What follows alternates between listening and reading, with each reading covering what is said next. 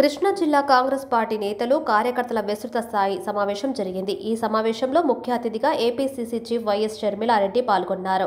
అలాగే party senior నేతలు గిడుగు రుద్రరాజు, పల్లం రాజు, కొప్పుల రాజు, ఆల రామకృష్ణారెడ్డి, ఇతర ముఖ్య నేతలు కూడా పాల్గొన్నారు. ఈ సందర్భంగా షర్మిల మరోసారి తన బ్రదర్ వైఎస్ జగన్ పై ఘాటు విమర్శలు చేశారు. పులి కడుపున పులే పుడుతుందని తాను వైఎస్ఆర్ రక్తమన్నారు షర్మిల. ఎవరు అవునన్నా కాదన్నా తాను వైఎస్ షర్మిలారెడ్డినే అన్నారు. వైఎస్ఆర్ ను అభిమానించే వాళ్ళు ఆయన ఆశయాలను కూడా కాపాడాలి అని షర్మిల కోరారు.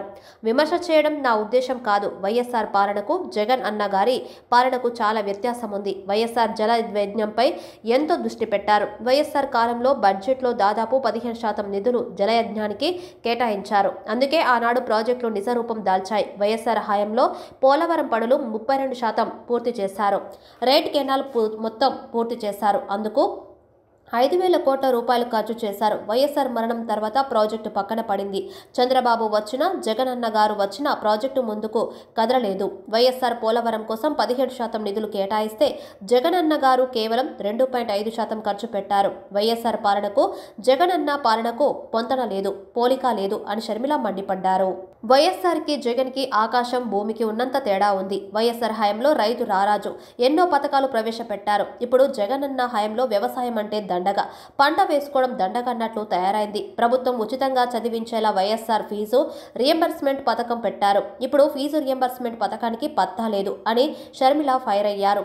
ఆంధ్రాలో 19 లక్షల మంది నిరుద్యోగులు ఉన్నారు. ఉద్యోగాలు లేక రోడ్లపై తిరుగుతున్నారు. ఇక ప్రత్యేక హోదాపై బాబు జగన్ అన్న మాట్లాడింది లేదు. బీజేపీతో దోస్తీ కోసం బాబు జగన్ అన్న ఆంధ్ర రాష్ట్ర ప్రజలను తాకట్టు పెట్టారు. హోదా గురించి రాగం పాడి నిరాహార దీక్షలు చేసిన వాళ్ళు బీజేపీకి బానిసగా మారారు. 25 మంది ఎంపీలను ఇస్తే హోదా తెస్తా అన్నారు. నిజమే అనుకొని అధికారం ఇస్తే ఒక్కరోజు హోదాపై మాట్లాడింది లేదు. హోదా కాదు కదా, కనీసం ప్రత్యేక ప్యాకేజీ కూడా లేదు అని షర్మిల మండిపడ్డారు. ఒకరు ఒక రాజధాని, మరొకరు 3 రాజధానులు అన్నారు. ఇప్పుడు మనకు ఎన్ని రాజధానులు ఉన్నాయో అర్థం కాని పరిస్థితి. పోలవరం లేదు, హోదా లేదు, రాజధాని లేదు, ఉన్నవన్నీ అప్పులే. కనీసం విజయవాడకో విశాఖకో మెట్రో రైలు కూడా లేదు. ఇక్కడ 25 మంది ఎంపీలు ఉన్నారు. ఈ 5 ఏళ్లలో రాష్ట్రానికి ఏం సాధించారు అంటే గుండు సున్నా అని ఎద్దేవా చేశారు. స్వలాభం కోసం రాష్ట్రాన్ని తాకట్టు పెట్టారని ధ్వజమెత్తారు. వైసీపీ నాయకులు బీజేపీకి బీ టీంలా మారారని ఆరోపించారు. ఒక్క సీట్ లేని బీజేపీ రాష్ట్రాన్ని శాసిస్తుందని తెలిపారు. వీళ్ళు బానిసలు కాదు, కట్టు బానిసలు అని విమర్శించారు. వీళ్ళు బానిసలు అయ్యింది చాలక రాష్ట్ర ప్రజలను బానిసలు చేయాలని చూస్తున్నారని మండిపడ్డారు. రాష్ట్రం అభివృద్ధి చెందాలి అంటే వీళ్లతో కాదని, రాష్ట్రంలో కేంద్రంలో కాంగ్రెస్ అధికారంలో వస్తేనే రాష్ట్రం బాగుపడుతుందని పేర్కొన్నారు. పోలవరం పూర్తి చేయాలంటే కాంగ్రెస్ రావాలని, ప్రత్యేక హోదా కోసం ఇప్పటికే రాహుల్ గాంధీ తొలి సంతకం హామీ ఇచ్చారన్నారు షర్మిల. కాంగ్రెస్ తోనే అభివృద్ధి సాధ్యమని ప్రజల్లోకి బలంగా తీసుకెళ్తామని షర్మిల అన్నారు. వైఎస్ పాలనకు జగన్ అన్న పాలనకు పోలిక ఉందా? వాళ్ళ పాలనలో నక్కకు నాగలోకానికి ఉన్నంత తేడా ఉంది.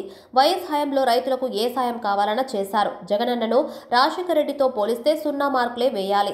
రైతులకు అసలు ఏం చేశారో జగనన్న చెప్పాలి. సాయం లేదు, పంట నష్టం లేదు, ఆదుకోవడము లేదు, ఫీజు రియంబర్స్మెంట్ అనేది వైఎస్ కళ. పేద బిడ్డలు ఏం కావాలంటే అది చదువుకోండంటూ వైఎస్ చెప్పిన డైలాగ్ ను మరోసారి గుర్తు చేస్తున్నా.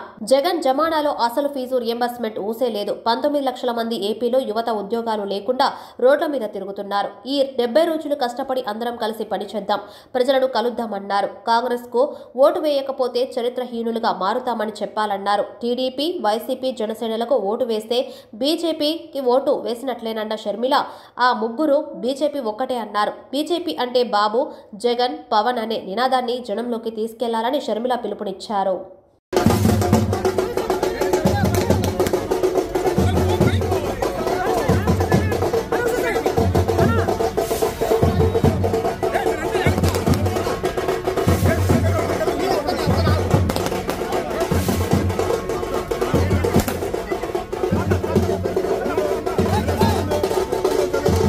ఎన్నైనా మాట్లాడొచ్చు. ఈరోజు పొద్దున చాలా దగ్గరి మనుషులు కూడా చాలా విచిత్రమైన, చాలా బాధ కలిగించే కామెంట్స్ చేశారు. కొండా రాఘవరెడ్డి అన్న నాకు కానీ నా కుటుంబానికి కానీ దగ్గర అనుకున్నాం. కానీ ఈరోజు ఆయన కూడా నా మీద నేను పాదయాత్ర ఎందుకు చేశాను అన్న దాని మీద ఆయన ఏదో అక్కడ ఉన్నట్టు, ఆయన బావుమరిది అక్కడ సూపరింటెండెంట్ అయినట్టు, ఆయన అంతా విన్నట్టు ఏదేదో చెప్పారు. నేను పాదయాత్ర చేయాలి అని భారతమ్మ అడిగితే నేను పాదయాత్ర నేను చేస్తాను అని నేను అడిగినట్టు చెప్పారు. అన్నా కొండ అన్న మీ సూపరింటెండెంట్ చేత వచ్చి ఆయన ఈ మాట చెప్పించగలరా?